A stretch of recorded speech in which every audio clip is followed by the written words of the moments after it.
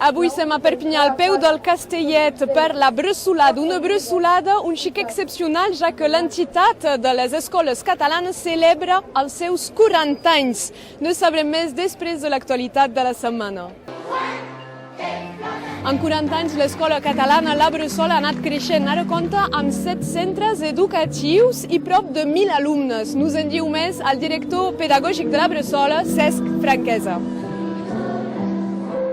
Aquests 40 anys s'ha fet una feina magnífica, de la qual jo n'he pogut viure una part, però n'hi havia molta de prèvia.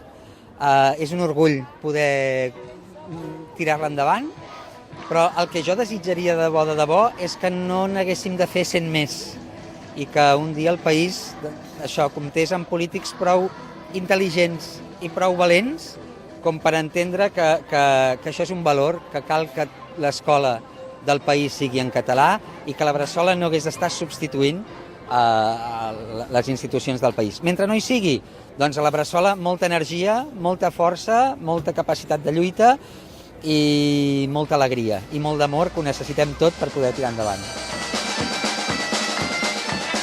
El futur de la Bressola és carregat, és carregadíssim de feina, la demanda hi és i no tenim una altra opció que treballar per poder donar resposta a aquesta demanda. Vila de la Bressolada, que acabem aquesta edició. Nos deixem amb uns extractes del documental Mirades més enllà d'una realitat, realitzat expressament pels 40 anys de l'escola catalana. Passeu un excel·lent cap de setmana.